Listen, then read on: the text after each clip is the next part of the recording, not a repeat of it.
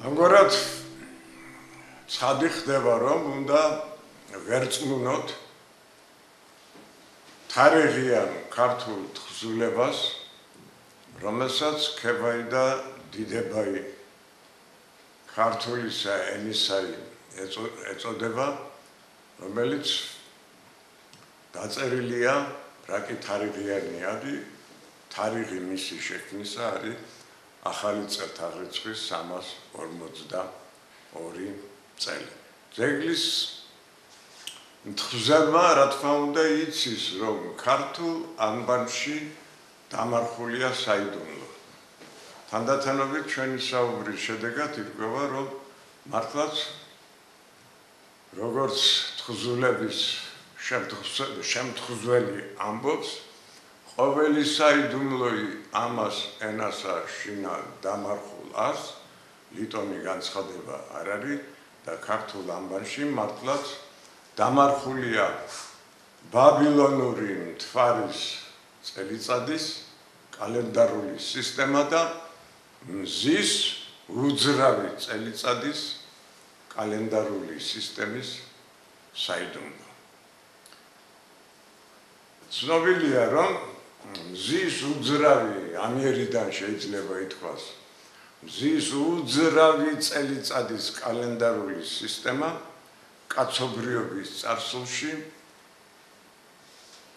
ქართველებმა შექმნეს, შემოიღეს ძველი წელთაღრიცხვის 540 წელს, ხოლო შემდეგ ეს საიდუმლო ქართული მზის უძრავი წელიწადის კალენდრისა ქართულ ანბანში, ესე იგი, განახორციელეს.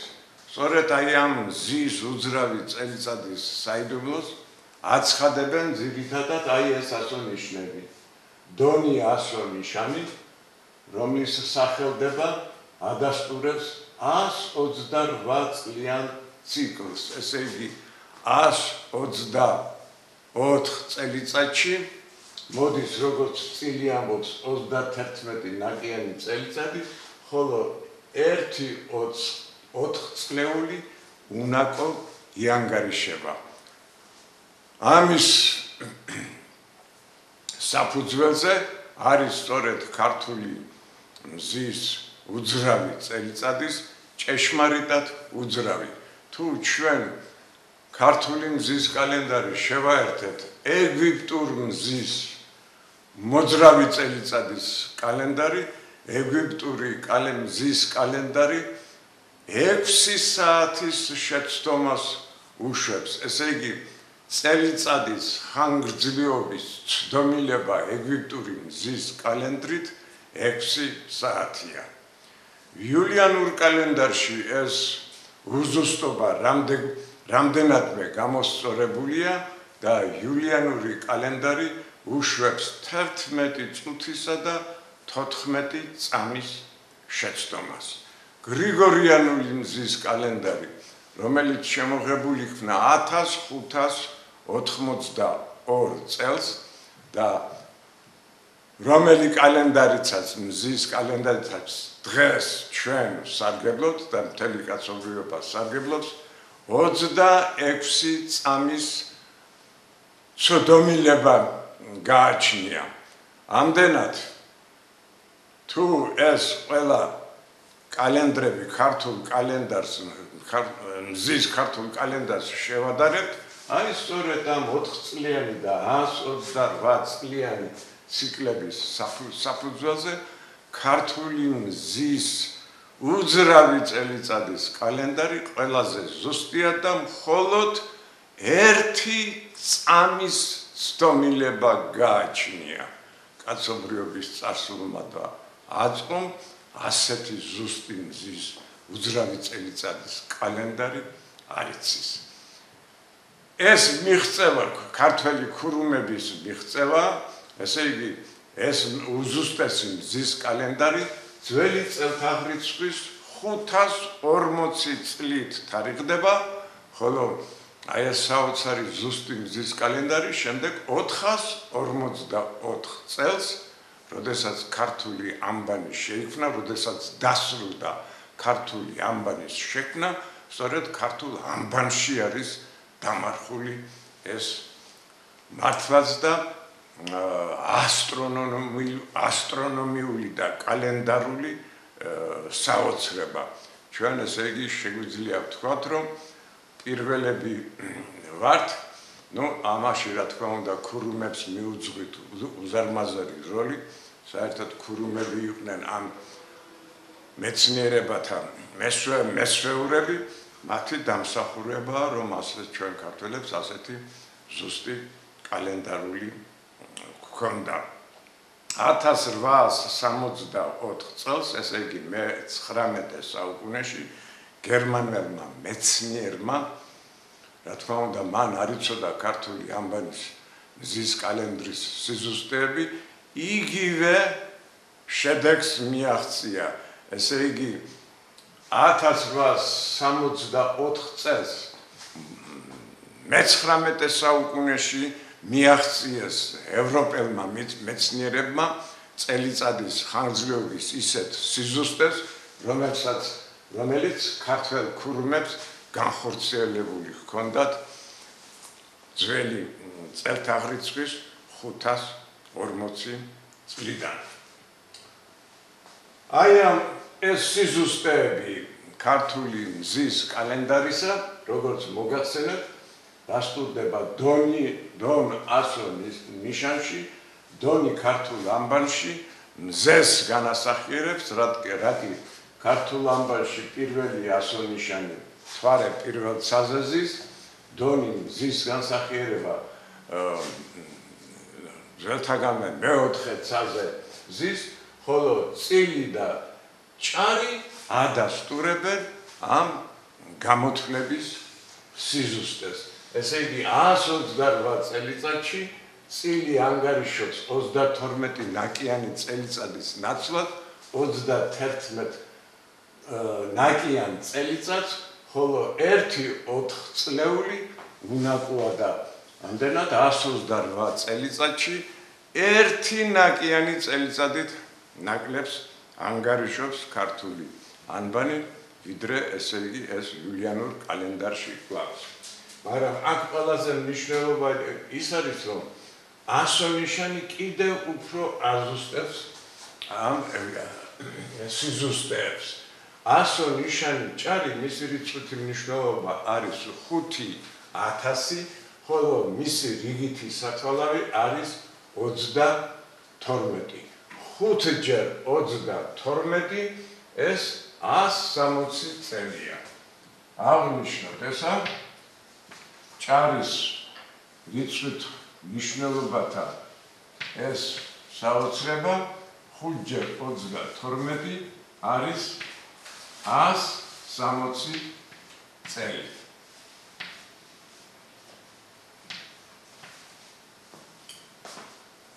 რას გვეუბნება ჭარი? ჭარის გრაფიკული რიცხვით მნიშვნელობა, აი ეს გრაფიკული ერთეულები, ერთი შვეული, მეორე ჰორიზონტალური, მესამე შვეული და ერთი რკალური. ერთეულების აღნიშვნელია და 4 ერთეული იანგარიშება. ესე იგი, მეორე შემთხვევაში ჭარი გვაძლევს 4 ჯერ 32 წელიწადს. ეს კი არის 128 წელიწადი. ესე იგი, ერთის მხრივ ჩვენ გვაქვს 128 წლიანი ჟამეული, ხოლო ეს 128 წლიანი ჟამეული 32 ჟამეულებად არის დაყოფილი. ამას ძალიან დიდი მნიშვნელობა აქვს იმ თვალსაზრისით, რომ 540 წლიდან გავიდა 3 32-იანი ციკლი, რა კი 128-32 ციკლებად არის დაყოფილი, გავიდა 3 32 წლიანი ციკლი და დაიწყო უკანასკნელი მეოთხე 32-ეული. ახლა 540 წლიდან პირველი 128 წლიანი ციკლი დასრულდება 412 წელს. ძველი წელთაღრიცხვის 412 წელს დასრულდება პირველი 128 წლიანი ციკლი. ხოლო 412 წლიდან 284 წლამდე დასრულდება მეორე 128 წლიანი ციკლი. თქვენ იცით რომ ფარნავაზ მეფე გამეფდა ძველი წელთაღრიცხვის 302 წელს, ხოლო ქართული მწიგნობრობა 200 ძველი წელთაღრიცხვის 284 წელს შემოიღო.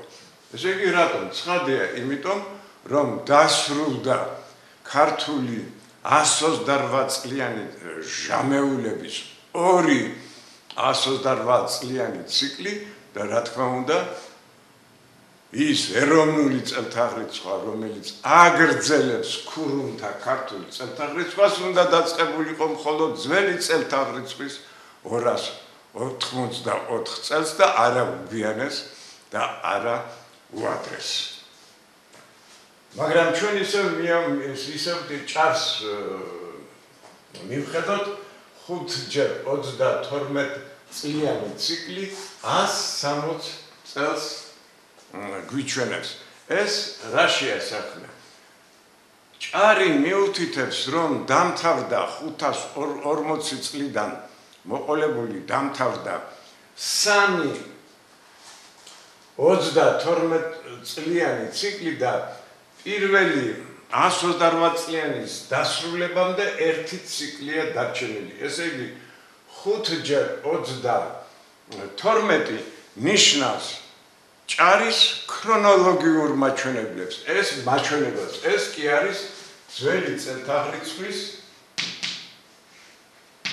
444 წელი. 444 წლიდან ძველი წელთაღრიცხვის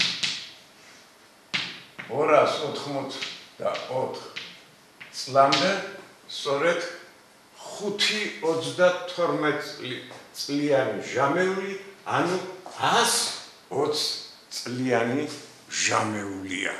საქმე ის არის, რომ ქართული ანბანი შექმნილია 128 წლიანი ციკლის, არა მეორე ჟამეულს, არამედ პირველ ჟამეულს. ესე იგი და კერძოდ ძველი წელთაღრიცხვის 444 წელს, იმიტომ რომ 500 ძველი წელთაღრიცხვის 540 წლიდან დაწყებული გავიდა 322 წლეული და ფარნავაზის თარიღამდე ძველი წელთაღრიცხვის 284 წლამდე დარჩენილია 532 წლეული, ანუ 160 წელი. ესე იგი, ჭარის მეშვეობით ჩვენ ვგებულობთ ქართული ანბანის არსებობის საწყის თარიღს, ძველი წელთაღრიცხვის 444 წელს. ესე იგი, ძველი წელთაღრიცხვის 444 წელს დასრულდა ქართული ანბანის შექმნა და დაიწყო 32 წლიანი 5 ჟამეულის ათვლა, რათა დასრულებულიყო ეს 228 წლიანი ციკლები. საქმე ის არის, რომ ფარნავაზ მეფის დროს არა მხოლოდ დასრულდა, არა მხოლოდ 4 წლიანი და 128 წლიანი ორი ციკლი, არამედ დაიწყო, ესე იგი, ფარნავაზის თარიღის შემდეგ ვიტყვით, ფარნავაზის თარიღი უკვე ამავე დროს 532 წლიანი მზისა და მთვარის ციკლების დასაწყისია. ამდენად, ჩვენ უფრო დარწმუნებით შეგვიძლია ვთქვათ, რომ შემეცნებათა მატიანე, რასაც გვაუწყებს, სრულ ჭეშმარიტებას გვაუწყებს. ეს უბრწყინვალესი ქართული წყაროა, რომელიც ამბობს: არა უწიგნონი იყვნენ ქართველნი, უწინარესთა ჟამთაცა შინა. რას ნიშნავს უწინარეს ჟამი, ესე იგი მრავლობით რიცხვშია ეს განცხადებული. საქმე ის არის, რომ ესე იგი შემეცნებათა მატიანე გვამცნობს, რომ ფარნავაზ მეფეს ამბანი კი არ შეუქმნია, არა უწიგნონი იყვნენ ქართველნი უწინარესთა ჟამთა წაშინა. 284 წლის უწინარესი ჟამია 128 წლიანი ციკლი. პირველი და მეორე 540 წლიდან იწყება, პირველი 128 წლიანი და 228 წლიანია. იქვე შემეცნებათა მატიანე გვაუწყებს, რომ არა უწიგნონი იყვნენ ქართველნი უწინარესთა ჟამთა წაშინა, ვიდრე ფარნავაზამდე წერდნენ იგინი უხუცესთა წერილითა, ესე იგი ქურუმთა წერილითა, იგინი იყვნენ კერპთა მღვდელნი და მემსხვერპლენი ერისანი ღმერთთა მიმართ და წერილი მათიას წერილი ესე ხუცური ჩვენი და წერილნი ხუცესნი პირველსა ჟამსა ქმნილას წერილისაგან ებრაულისა და ქალდეურისა. პირველი ჟამი კი არის 540 წლიდან 412 წლამდე და პირველი ჟამის 540 წლიდან დაწყებული პირველი ჟამის პერიოდში მოხდა მართლაც ქართული ამბანის შექმნა და ჭარის მეშვეობით ცხადდება, რომ ეს მოხდა ძველი წელთაღრიცხვის 454 წელს. ამგვარად ქართული წყაროების მეშვეობით, ქართული ამბანის მეშვეობით ჩვენ უზუსტესად ვიცით, რომ ფარნავაზ მეფემ შემოიღო ქართული სახელმწიფო მწიგნობრობა, ხოლო ქართული ამბანი შექმნილია ქართველ ქურუმთა მიერ და კერძოდ ძველი წელთაღრიცხვის 454 წელს ამ ამბანში განხორციელებულია 540 წლის ბაბილონური მთვარისა და ქართული მზის კალენდარი.